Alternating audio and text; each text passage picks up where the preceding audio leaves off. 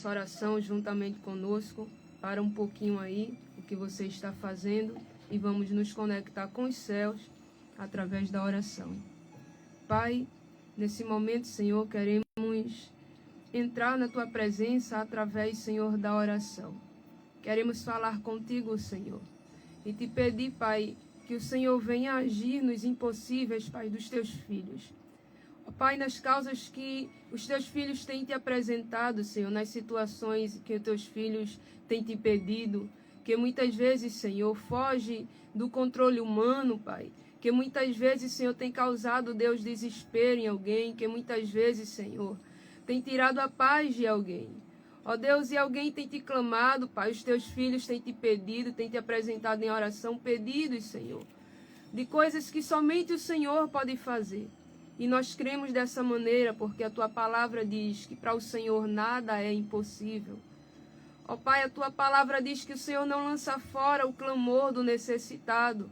E nesse momento, Pai, nós unimos a nossa fé, a fé de cada ouvinte nesse momento, para te pedir, Senhor, que Tu venhas a agir naquilo que para nós, Senhor, talvez não tenha jeito, na perspectiva humana, Senhor. Mas os Teus planos, eles são além dos nossos. Tua vontade, o Teu poder é além do nosso. Pai, talvez no coração de alguém que está orando comigo agora não haja mais esperança. Não haja mais, Senhor, uma possibilidade. Mas não é sobre aquilo que nós podemos ainda acreditar ou não. É sobre o poder onipotente que Tu tens. É sobre Deus, o Deus que Tu és. Aonde a Tua palavra diz, Senhor, que Tu estás em cima nos céus. E nós estamos aqui embaixo, Pai. Ou seja, Deus, Tu estás acima de todos nós. Tu és ilimitado, Tu és poderoso, Tu és santo. Tu podes fazer, Deus, aquilo que nós não podemos fazer. Entra nesse momento, Pai, nos hospitais. Senhor, visita os leitos, visita, Senhor, o IMIP, visita a restauração, visita alguém que está, Senhor, internado, Pai, à espera de um socorro, à espera, Deus, da Tua intervenção, Pai. Ó Deus, visita ao leito, Senhor, das crianças, Senhor, ali no IMIP, Pai. Ó Deus amado, em nome de Jesus, fortalece aquela mãe, aquele pai, Deus, que está ali, que precisa fornecer esse apoio para o seu filho, Pai, para a sua filha. Ó Deus, aquilo que o homem não pode fazer, que nessa manhã, Pai, que nesse dia, o Teu poder possa realizar. Que haja relatos, Senhor, de milagres daquilo que o Senhor fez, daquilo que o Senhor pode fazer. Ó Deus amado, nós elevamos a Ti, Pai, os nossos pedidos, também pela nossa nação. Ó Deus amado, visita, Senhor, a nossa nação, visita os grandes homens. Ó Deus, toda autoridade, ela é constituída por Ti. E ainda que alguém ache, Deus, que o Senhor perdeu o controle, mas até mesmo aquilo, Deus, que parece que está fora de controle, é simplesmente para que a Tua vontade se cumpra, porque Tu és soberano e nada foge da Tua vontade. Ó Deus, visita, Pai, cada mantenedor dessa rádio, visita, Senhor, em nome de Jesus, cada colaborador, cada irmão, cada ouvinte que está na escuta junto comigo orando nesse momento. Visita o lar atribulado, visita o esposo, visita a esposa, visita o filho. Ó Deus, o Senhor é aquele quem estabeleceu a família para que ela seja bênção. O Senhor é aquele que estabeleceu a família para que o Teu nome seja glorificado pela família, através da família. Ó Deus, o diabo, ele tentou destruir algumas famílias. E nesse momento nós Te pedimos por essas famílias, Deus. A que alguém ache que não tem mais jeito. A que alguém ache, Deus, que não tem mais solução. Mas Tu és Deus de restituição. Visita, Senhor. Visita, Senhor, o lar que tem sido alvo de Satanás, Senhor. Ó Deus, visita aquele que precisa, que tem Te pedido por uma porta de emprego, que tem se esforçado, Deus, por um curso, por uma faculdade. Ó Deus, algo que talvez esteja longe do seu alcance visual. Mas eu torno a dizer, Pai, porque para ti nada é impossível. Nós cremos nesse poder, nós cremos nesse nome. E é nesse nome que nós oramos, é no nome de Jesus. A tua palavra nos orienta, Deus. E tudo quanto pedimos no teu nome, crendo, receberemos, Senhor. Deus, se porventura a falta de fé no coração de algum dos irmãos que oram conosco nesse momento, fortalece a fé, Senhor, daquele que está orando, talvez até sem palavras, Senhor, com lágrimas. Fortalece a fé, Senhor, para que possa crer naquilo que tem te pedido em oração. Oh, Deus, testifica, Deus, do teu poder na nossa vida nessa manhã. Testifica do teu poder, Senhor, sobre nós. Opera o teu milagre, Pai. Em nome de Jesus. Em nome de Jesus, Pai. Amém, Jesus. Glória. Ela vai direto? Ela já vai direto. Aí eu vou soltar a reflexão agora. É. Eu vou já soltar a trilha, viu? É.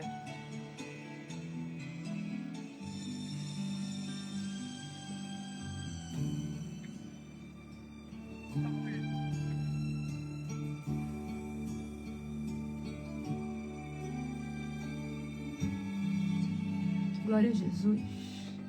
Que bom que você orou junto conosco e nesse momento também quero compartilhar com você uma reflexão da palavra de Deus. E para isso eu quero ler 2 versos bíblicos, 2 versículos. Livro do Filipenses, carta de Paulo aos Filipenses, capítulo de número 4. E eu quero ler os versículos de número 6 e 7. Não estejais inquietos por coisa alguma. Antes, as vossas petições sejam em tudo conhecidas diante de Deus, pela oração e súplica com ação de graças. E a paz de Deus, que excede todo o entendimento, guardará os vossos corações e os vossos sentimentos em Cristo Jesus. Estamos diante de uma palavra pastoral, um conselho dado pelo apóstolo Paulo. Paulo, ele escreveu essa carta aos Filipenses a fim de ser grato aos irmãos em Filipos pela ajuda que esses irmãos tinham lhe dado, pelo apoio, mas ele também escreveu essa carta com o objetivo de incentivar os irmãos a viverem felizes no Senhor. O versículo de número 4, anterior aos versículos que li, Paulo ele vai se expressar e ele vai dizer assim: regozijai-vos sempre no Senhor. E ele enfatiza dizendo: outra vez digo, regozijai-vos. Então Paulo ele escreve também para incentivar os irmãos a estarem alegres no Senhor, a cultivar a alegria, a felicidade. E no versículo de número 6, Paulo ele vai trazer um conselho, uma orientação, aonde ele vai dizer: não estejais inquietos por coisa alguma. Em outras traduções, nós vamos encontrar a seguinte expressão: não andeis ansiosos por coisa alguma. Esse conselho e essa orientação de Paulo hoje se torna bastante atual para a gente, por falar de inquietude, por falar de ansiedade. é um tema muito presente no tempo em que nós estamos vivendo. Estamos vivendo um tempo onde a doença do século, né? O mal do século, melhor dizendo, é a depressão e a ansiedade que tem atacado tantas pessoas. A sensação de impotência, né? A preocupação excessiva, a ansiedade do futuro, o medo do futuro. E quando a gente fala de ansiedade, a gente fala do medo do futuro, que algumas pessoas vivem, a incerteza. É interessante porque nós estamos vivendo em uma época também em que encontra-se bastante liberdade. É um tempo de muita liberdade, onde as pessoas parecem que não têm mais limite e vivem da maneira que quer, se expõem da forma que quer. É um tempo onde parece que todo mundo pode fazer tudo e se realizar da maneira que quer. Mas em contrapartida a essa tal liberdade, que alguns chamam de liberdade, se iludindo dessa maneira, em contrapartida, a ansiedade, ela tem atacado algumas pessoas de maneira a atrapalhar a sua vida, os seus relacionamentos.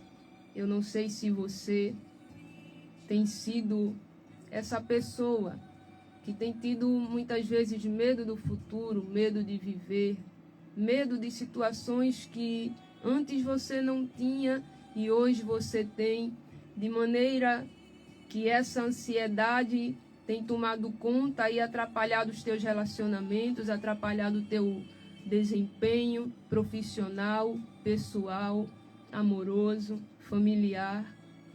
A ansiedade, ela devasta o ser humano.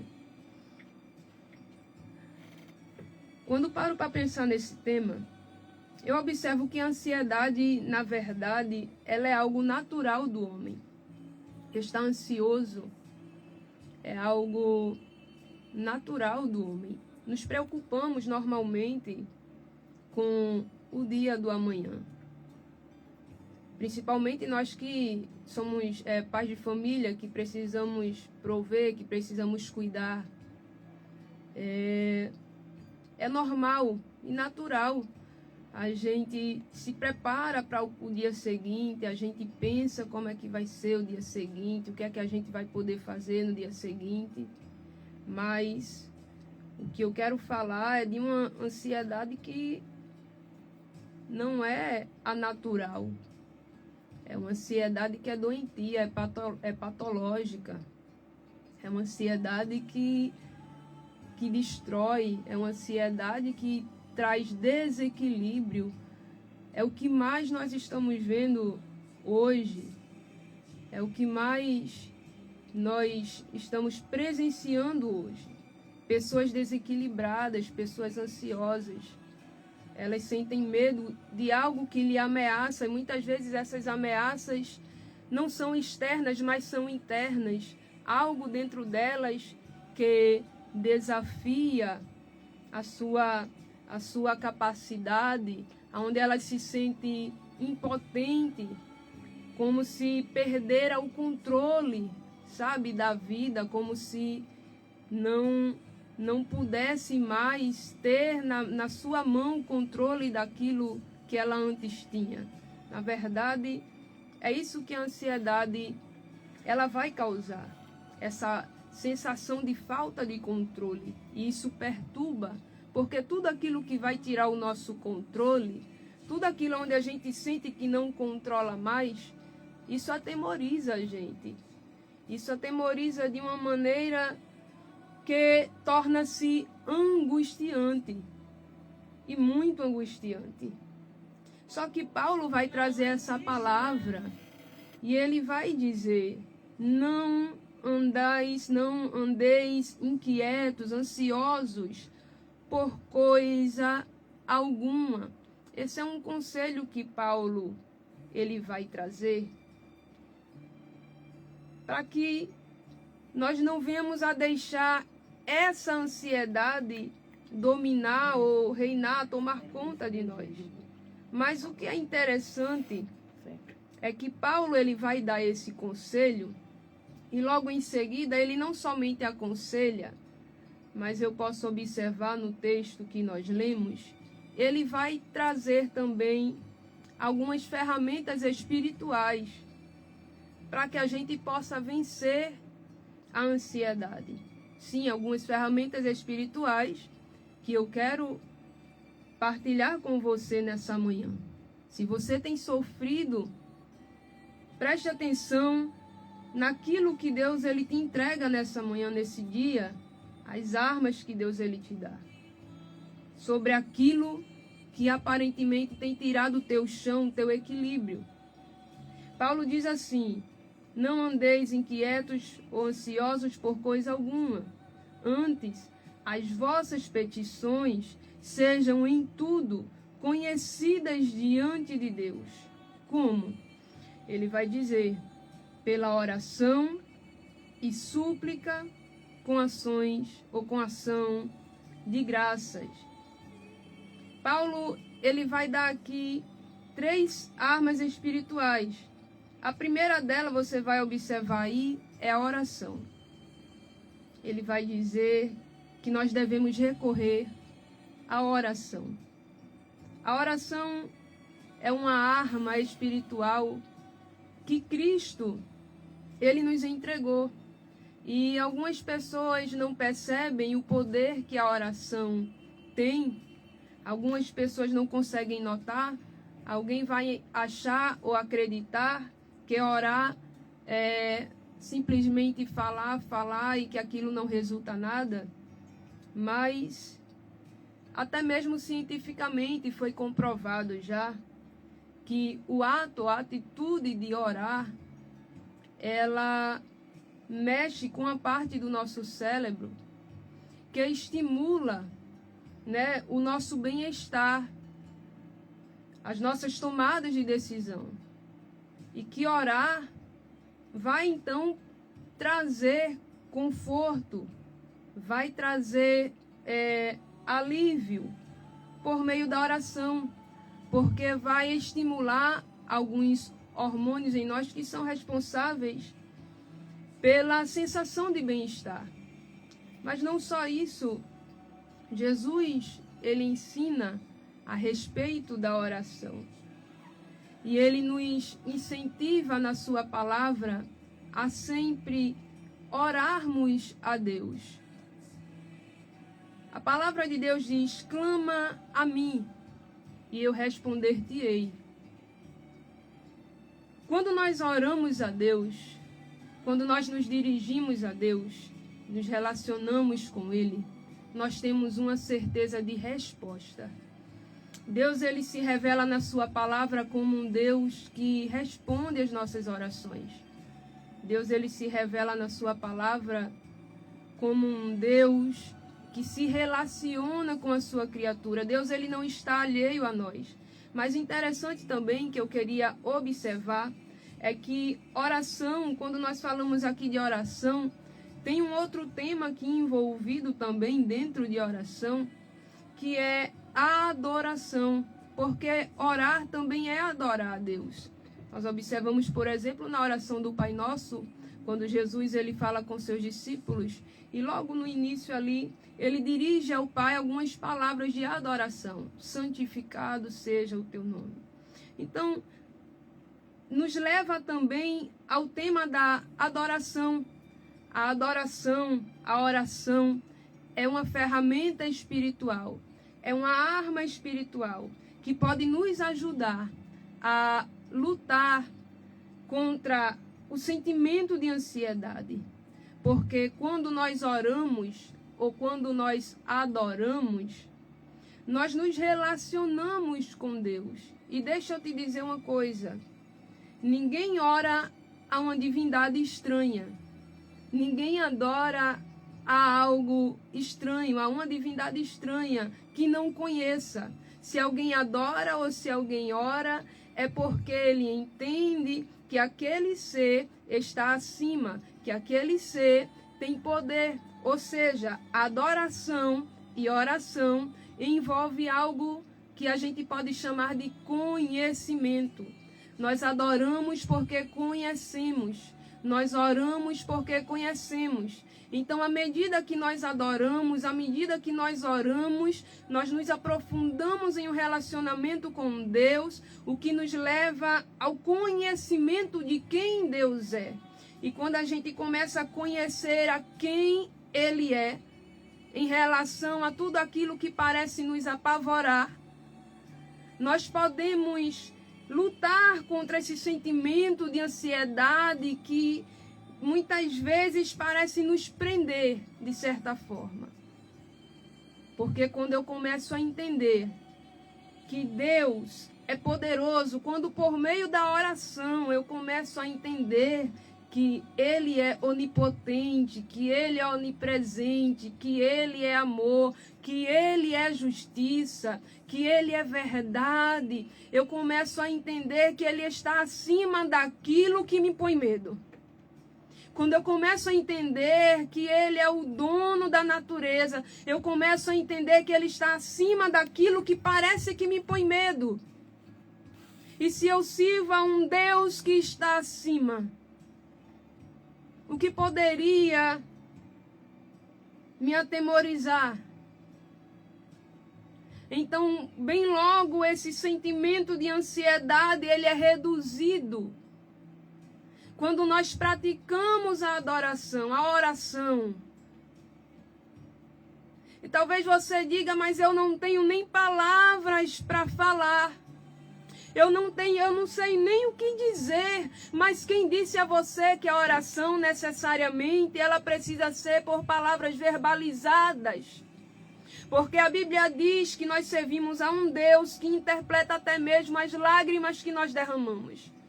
A oração é por pensamento, a oração é por palavras, a oração é por gestos, a oração é por meio de lágrimas.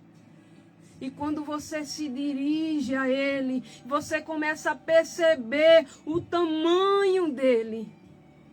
Quando você começa a perceber essa dimensão que Deus tem. Que a Bíblia diz que para Ele um dia é como 1000 anos é como um dia. Ou seja, Ele não está preso ao espaço-tempo que nós estamos. Oh, glória! Quando você começa a entender isso, quando você entende que Ele é um Deus transcendente, todo sentimento de ansiedade, ele pode ser aplacado por meio dessa arma chamada oração. Oração. A Bíblia, ela nos incentiva, e Paulo, ele diz aqui, antes as vossas petições sejam em tudo, conhecidas diante de Deus.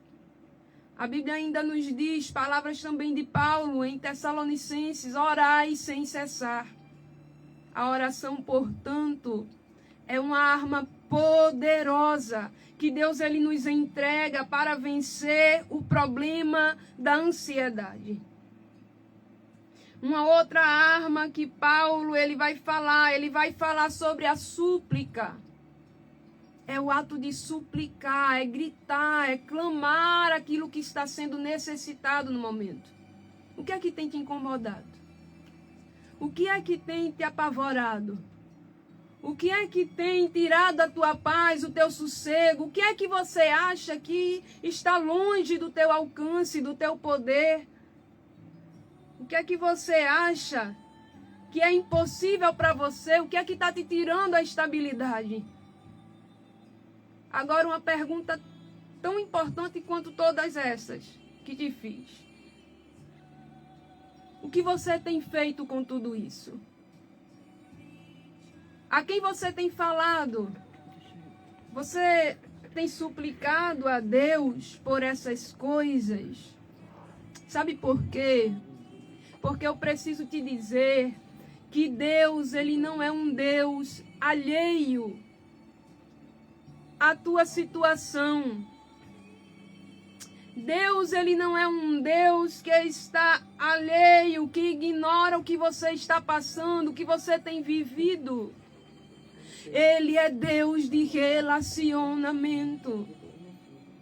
O salmista disse: eu esperei com paciência no Senhor, e Ele se inclinou para mim e ouviu o meu clamor. Houve um tempo aí entre a comunicação do salmista com Deus, onde Deus, Ele fala com o salmista também. Eu preciso te dizer que Deus, Ele se importa com a situação que você está vivendo. Eu preciso te dizer que você pode sair dessa situação e que Deus, Ele é o mais interessado que você saia dessa. Deus, Ele não te criou para viver assim. Deus, Ele não te criou para viver dessa maneira. A palavra de Deus diz no livro de Lucas, Evangelho de Lucas, que Jesus, Ele se apresenta num velório e ressuscita o filho de uma mulher. É a viúva de Naim. Lucas capítulo 7. Mas sabe o que é interessante? Depois você lê esse texto com calma e você vai perceber que em momento nenhum a mulher pediu para Jesus ressuscitar o filho dela. E sabe o que é interessante aqui? Havia uma crença naquela época, onde os estoicos diziam que Deus é um Deus que não se importa com a situação humana. Aí Jesus chega no meio do velório, aonde ninguém fez nenhuma oração, mas tem alguém ali que está sofrendo, e Jesus ressuscita e devolve a ela aquilo que ela mais queria, o seu filho. Sabe o que ele estava dizendo? Ela não pediu, mas eu sei o que ela precisa. Ela não pediu, mas eu me importo com a dor dela. Ele estava desfazendo aquela crença que havia naquela época, dizendo: eu me importo com a dor do ser humano. E também com ações de graça. Seja grato. A gratidão é mais uma ferramenta que Deus, Ele te dá para vencer a ansiedade. A gratidão, ela te ajuda, porque ela melhora também o teu humor, o teu bem-estar e tantas outras coisas que ela pode fazer em benefício. Seja grato por tudo que Deus tem te dado. Talvez você diga: eu não tenho motivo para ser grato, tanta coisa ruim tem acontecido. Deixa eu te fazer uma pergunta. Acordou vivo hoje? Deixa eu te fazer uma pergunta. Quanto é que custa estar vivo para você? Você poderia dar vida a si mesmo para se levantar hoje? Você está enxergando? Seu cérebro está funcionando bem? Quanto é que custa para você estar vivo? Poder caminhar, poder falar. E se alguém te oferecesse $1 milhão para acordar morto hoje? Eu acho que você não ia querer, sabe por quê? Porque a vida é algo que é impagável. E Deus te deu. Seja grato. Ore e, se necessário, suplique. Porque versículo 7 vai dizer: e a paz que excede todo o entendimento, ela tomará conta do seu coração. Quando nós oramos, quando nós suplicamos e quando nós somos gratos, a paz de Deus, ela nos enche.